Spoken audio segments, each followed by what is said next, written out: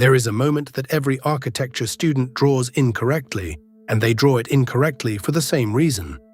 They have been taught by convention and by habit that a building begins at its front door. The line they put on paper represents enclosure. Inside is the building, outside is the world. The door is the boundary between them, and so the door is where architecture starts. This is wrong. Not slightly wrong. Not wrong as a matter of taste, but structurally wrong in a way that explains why so many finished buildings feel abrupt, ungenerous, and difficult to inhabit without immediately wanting to leave. The most durable architectures in the world do not begin at the door.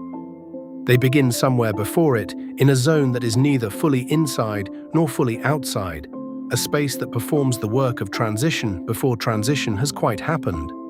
That zone has a dozen names across a dozen cultures. It is the actual subject of the building. The door is just the moment it ends. The wrongness of the door as a starting line is easiest to see when the starting line is removed entirely. Consider what a building asks of a person who encounters a flat facade with an opening cut directly into it. Cross the threshold and you are in. Stand one pace back and you are out. There is no gradient, no invitation, no architectural permission to pause. The building has not made room for hesitation, for adjustment, for the small psychological negotiation that every entry into an unfamiliar space requires. It has made a binary, you or not you, in or not in. What this forfeits is the possibility of a welcome, and what it gains is nothing. Not economy, not efficiency, not expressive clarity. The omission is simply an omission. Every major architectural tradition has solved this differently, and the solutions are different enough to be instructive precisely in what they share. In Japan, the engawa is a narrow wood deck running along the outer face of a building's shoji screens, typically between 90 and 180 centimeters deep.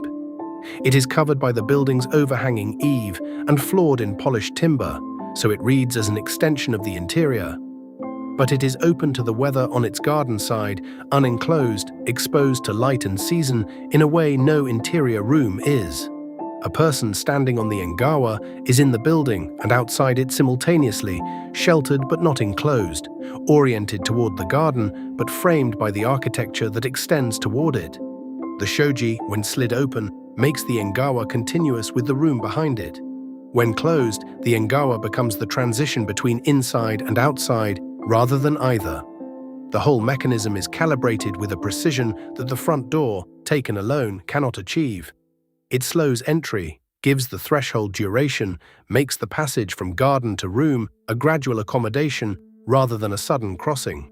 In Cairo, at the Mosque of Ibn Tulun, built in 879 CE, the riwaq performs an analogous function at a wholly different scale.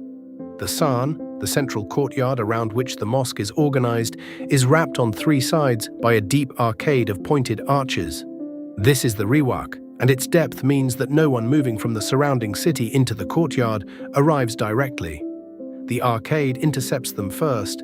They enter covered space before they enter open space. They are already inside architecture before they are in the mosque's central void. The riwaq is not a corridor and not a room. It is a margin, a thick edge that gives the san definition without closing it, that establishes the sacred courtyard as a destination by giving approach its own architectural character.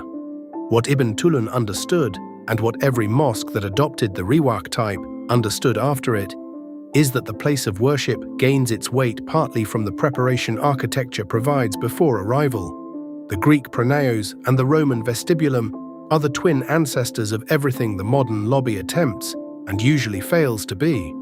The pronaos, the columned porch standing before the cellar of a Greek temple, is technically exterior space.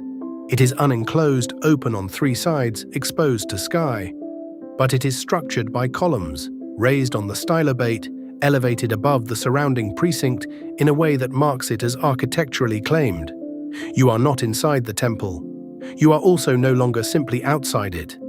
The vestibulum of the Roman house occupied a similar median position at the street threshold, a shallow recess in the facade, larger than a doorstep and smaller than a room, giving the entrance just enough depth to register as a place rather than an edge.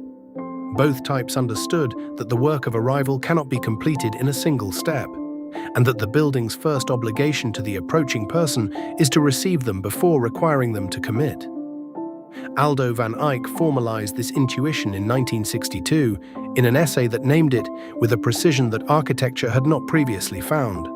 The in-between realm, as Van Eyck described it, was not a compromise between interior and exterior, but a genuine third condition, a space that belonged to both categories and was diminished by being assigned to either alone. His Amsterdam orphanage, completed in 1960, demonstrates the argument at every scale of the building. Doorways are given porches, transitions are given rooms. The children moving through the building encounter a continuous series of thresholds, each one given enough spatial depth to function as a place of its own, rather than a line on a plan. Van Eyck's contribution was not the invention of this idea.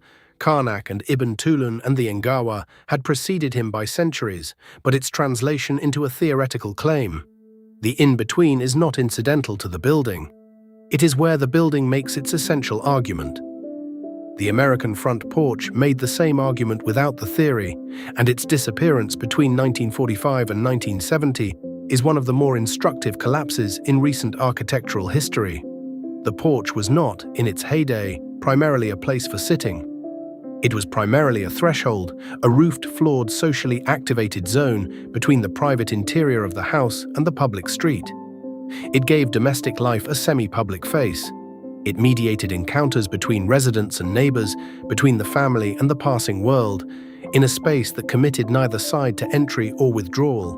Mass air conditioning ended it. Once the interior could be maintained at a constant, comfortable temperature, regardless of season, the porch's practical justification evaporated, and without that justification, the cultural one quickly followed. Robert Venturi noted in 1966, in Complexity and Contradiction, that the porch's simultaneous inside and outside condition made it the most honest element in the American domestic vocabulary, both and rather than either or. What replaced it in the ranch house and the split level and every suburban variant that followed was a front door set directly into a facade with a concrete step and possibly a small overhang. The threshold shrank to a mat.